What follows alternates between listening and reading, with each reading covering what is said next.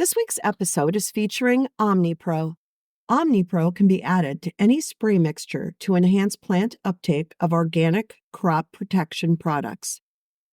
Visit stbiologicals.com to learn more about this and other regenerative ag products.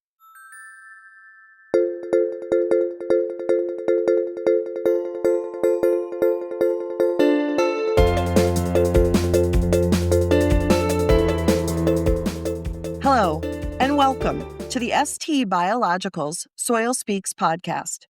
This week, we'll continue our discussion of how to optimize your inputs for efficiency and improved yield. Let's get started. A fertile field has a great deal of fungal microorganisms, as well as nematodes, protozoa, and bacteria. The vast majority of these microorganisms are beneficial. When they are in balance, your fields thrive. However, most of our ag cropland is bacterial dominant. This bacterial dominance means you have gaps in your microbial populations. Pathogens can take over when there is a gap in the microbial population. Fungi don't do well in a tilled field. Disking activity cuts the hyphae off the fungi. Hyphae supply plants with nutrients and water. If you've heard the term, cut off your nose to spite your face, well, that's what you're doing when you till a field. Conventional wisdom says tilling keeps down weeds and creates a nice seed bed. Let's talk about that. The history of agriculture is littered with conflicting opinions on tillage as a best practice. The Soil Tillage Intensity Rating, or STIR, evaluates the effects of tillage on cropland. A low STIR value reduces the likelihood of sheet, rill, and wind erosion. It also indicates an increase in organic matter, reduced carbon losses from your soil, and greatly improved infiltration rates. In other words, the less you till, the fewer inputs you must add. Isn't that a great way to keep nutrients cycling with happy fungi and other microorganisms, increase soil carbon, and create resilience in your fields? All that, and it costs you less money and time. We tend to think of fertilizing when we plant, but when does a plant actually need fertilizer? A seed comes with its own nutrient reserve. If the soil is alive with microorganisms and high in organic matter, you won't need fertilizer until later in the growing cycle. Corn, for example, doesn't need nitrogen until V6. And then again, perhaps at V10 to 12 and R1. What form of fertilizer works best at these stages?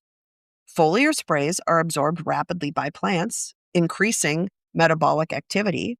Nutrient molecules can get tied up in the soil when they bonded with other molecules. Measuring the nutrients in the soil isn't necessarily an indication of what nutrients are in the plant. Liquid forms of fertilizer are easier for a plant to absorb. Foliar feeding puts more nutrients directly into the plant. Less leaches away in the soil. Plants uptake both macro and micronutrients in specific chemical forms. The microbiome on a plant's leaves helps convert any nutrient inputs into the optimum food for plant growth. It matters what stage a plant is at when you're applying nutrients. Corn needs the micronutrient manganese in early growth stages to prevent deficiencies later and to affect chlorophyll production. A foliar application is the most effective. If one of your goals is a healthy and vigorous crop that produces a higher yield, think in terms of plant and soil health. It's easier for a healthy plant and a robust microbial population in the soil to fend off diseases and pests. Healthy plants and beneficial microbes fend pathogens off. If beneficial microbes are taking up the real estate around plant roots, then there's nowhere for pathogens to feast. The goal isn't to totally eradicate pathogens, but to get them under control. When you enlist the aid of microorganisms and feed your crops the nutrients they need, you'll be surprised at the outcome. At ST Biologicals, we can help you design a program that works with Mother Nature to optimize your inputs. Visit stbiologicals.com today for more expert support.